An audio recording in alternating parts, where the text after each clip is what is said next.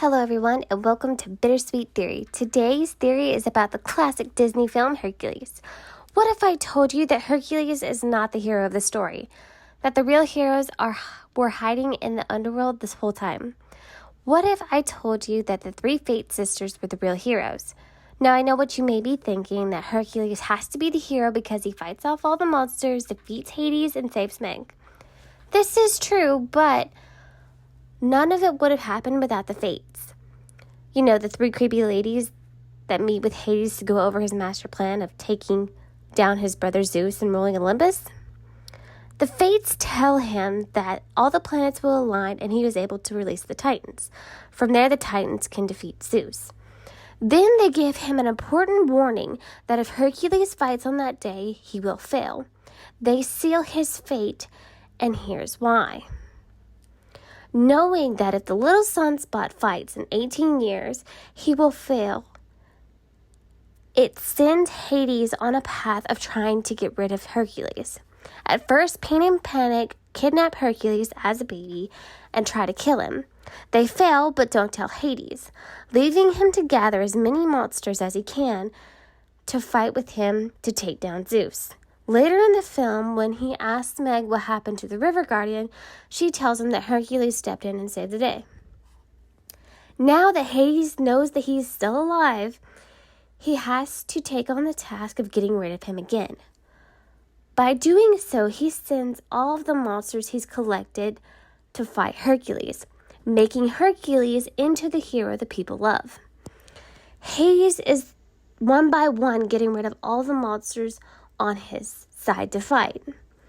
Then, when he is out of monsters, is when he turns to Meg and uses her to trick Hercules into giving up his power.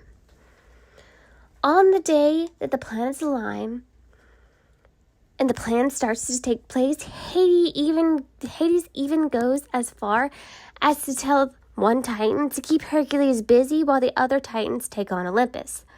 Due to the fact that Hades is so focused on taking out Hercules, he sabotages himself. Now that got me thinking on why the Fates would betray Hades by telling him about Hercules. Then I remembered the fact that they love to cut the strings of fate, sealing humans' fates. If Hades stops ruling the underworld, I believe it would directly affect their ability to cut those strings. To provide more evidence of this theory, when we see the small image of Hercules fighting in their vision of the future, we see Hercules and what he would look like after he trains with Phil. We know that Hercules is skinny before he trains. If Hercules would have stayed in Olympus, there would have been no reason for him to train and gain the muscles that he did. He would also have no knowledge of fighting, leaving him to be sucked up by the Wind Titan with the other gods. If Hades had left Hercules to stay in Olympus, he would have been able to trick Hercules instead. All Hades would have to tell Hercules is that the Titans were escaping, and for some reason, and Hercules needed to give up his strength in order to stop them. Then, easy peasy lemon squeezy, Hades takes over Olympus and gets rid of Hercules.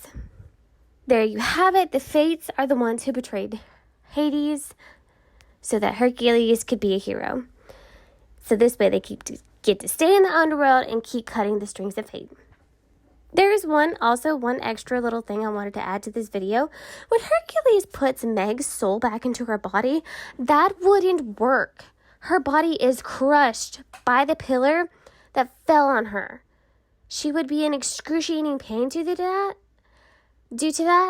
She doesn't have to worry about weak ankles anymore. Her body is physically broken. But that's just what I believe. Thank you so much, everybody, for watching. Please leave a like on the video. Don't forget to subscribe and hit the notification bell. Until next time, cue the music.